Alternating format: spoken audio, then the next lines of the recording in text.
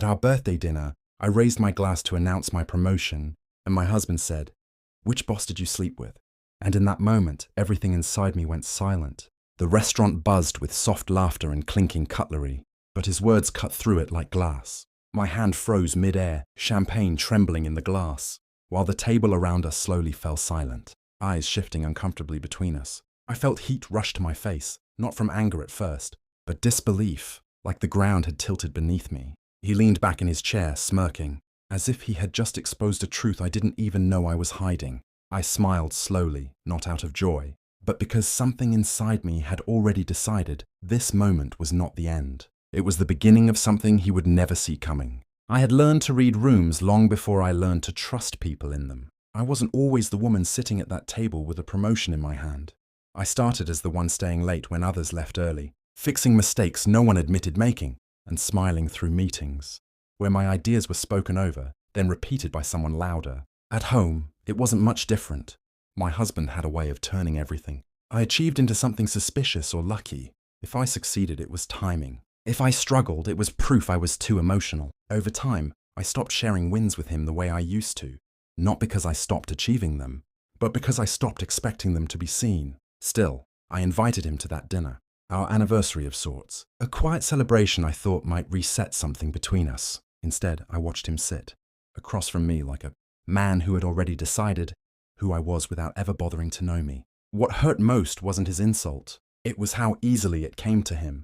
Like disrespect had become a habit he never thought he'd be held accountable for. And maybe that was the first time I stopped hoping he would change and started thinking about how I would. After that night, I started noticing things I had once ignored. Not because they were new, but because I finally stopped excusing them. At dinner parties, he would interrupt me, mid-sentence, and redirect the conversation as if my words were only placeholders for his. When I corrected him quietly, he would smile politely at others and say, "She's overreacting again," like it was a shared joke I wasn't invited to understand. Even his tone changed depending on who was watching.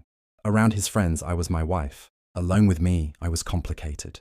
There were smaller cuts too, almost invisible if you weren't paying attention. The way he checked his phone while I spoke. The way he stopped asking about my work, unless it could be turned into a punchline. The way silence always followed my achievements, as if they didn't deserve applause, only suspicion.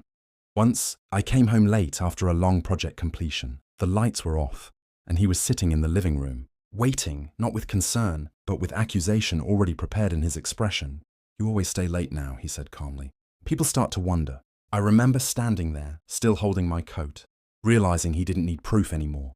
He had already decided the story he wanted to believe. And worse, he was comfortable living in it.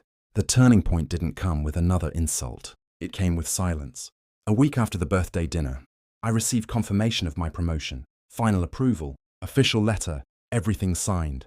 It should have felt like victory. Instead, it felt like clarity. That same evening, I overheard him on a call in the kitchen. His voice was relaxed, almost amused. "She won't leave," he said. "She doesn't even see what's happening." I stood in the hallway, unseen, listening to someone who had mistaken my patience for weakness. That night, I didn't confront him. I didn't argue. I simply opened my laptop and started reviewing everything I had ever pushed aside: financial records, shared accounts, legal documents, my own contributions buried under years of "we did this together." For the first time, I wasn't reacting. I was mapping. The realization wasn't loud. It was disturbingly calm. I understood something simple but final. He didn't respect me because he believed I depended on him. And as long as he believed that, nothing I said would matter. So I stopped trying to be heard. Instead, I began preparing a version of my life where I didn't need permission to exist fully. I didn't rush anything. That was the first rule. Instead of arguments, I focused on structure. Quiet, documented, undeniable structure. I booked a consultation with a corporate lawyer under the excuse of updating personal financial planning. Nothing emotional, nothing suspicious. Just facts, numbers, protections. From there, I began organizing everything we had ever built together. Income records, property contributions, shared expenses. Not what he claimed we had, what I could actually prove. At work, I strengthened my position even further. I accepted the promotion formally, increased my responsibilities, and ensured every achievement was recorded under my name alone. No shared credit, no blurred lines. At home, I changed nothing on the surface. I still cooked occasionally, still responded when spoken to, still maintained the illusion that nothing was shifting. But privately, I started separating my life piece by piece. I opened a new account in my name, quietly redirected my earnings, secured my documentation, prepared a timeline that showed contribution, dependency, and independence clearly, legally, without emotion. Even socially, I became observant. I noted who he trusted, who he dismissed, and who actually saw through him. This wasn't revenge yet. It was positioning, because when the moment came, I didn't want noise. I wanted certainty. The moment it unfolded was almost ordinary. A company dinner was announced, one he was invited to because of my connection, as he liked to call it. He arrived confident, already performing for people who didn't know him well enough to question his tone. What he didn't know was that I had been promoted officially that morning, in front of the board, sole recognition, full documentation, no ambiguity left. When I stepped onto the stage that evening, the room quieted in anticipation. I didn't look at him first. I looked at my team. Then I spoke, calmly, clearly, about the project I had led from start to finish. Every milestone, every decision, every outcome tied directly to my name. Polite applause followed, respectful, measured, real. Only then did I turn slightly and acknowledge him in the crowd. Not with anger, not with triumph, but with distance. After the event, I didn't wait for him in the parking lot. I left separately. Later that night, he tried to call, then text, then call again. I didn't respond immediately, because for the first time, his voice wasn't the center of my world anymore. And silence, real silence, was no longer something he controlled. The fallout didn't arrive like chaos. It arrived like adjustment. At first, it was small shifts. Mutual friends speaking more carefully around me, as if recalibrating their understanding of who I was.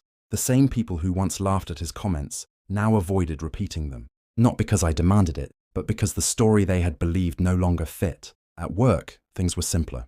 Respect became consistent, almost automatic. I wasn't someone's wife anymore in their conversations. I was the person who had delivered results that mattered. Titles stopped being questioned. Decisions stopped being second-guessed. With him, it was different. He tried rewriting the narrative at first. Casual. Comments about misunderstandings. Jokes that didn't land anymore. Explanations that sounded thinner each time he repeated them. But people had already seen enough. What hurt him most wasn't confrontation. It was irrelevance. As for me, I didn't feel triumph the way people expect. I felt weight lifting slowly, quietly, like something I had carried so long I forgot it wasn't mine. And maybe that's why this matters beyond just us. Because it's not about revenge in the loud sense. It's about what happens when someone stops confusing patience with permission and finally reclaims the space they were always entitled to. Months later, life no longer felt like a battlefield I had to quietly survive. It felt structured, intentional, mine. The apartment I moved into was smaller, but it held something I hadn't realized. I was missing silence that didn't carry tension in it. No second-guessing footsteps in the hallway. No tone of voice I had to decode before responding. Just space that didn't demand explanation. At work, I kept rising, but it no longer felt like something I needed to prove. It simply became the result of consistency, of being seen for what I actually did, not what someone else assumed about me. He faded from my daily thoughts in a way I didn't force. There was no dramatic closure, no final conversation that tied everything neatly. Just distance that grew naturally where respect never returned. What surprised me most wasn't how much I gained, but how little I missed that version of myself that used to shrink just to keep things peaceful. I stopped measuring my worth through how comfortably others could misunderstand me. And one night, sitting alone with a quiet cup of tea, I finally understood something simple. The real ending wasn't when he lost access to me. It was when I stopped needing him to see me at all.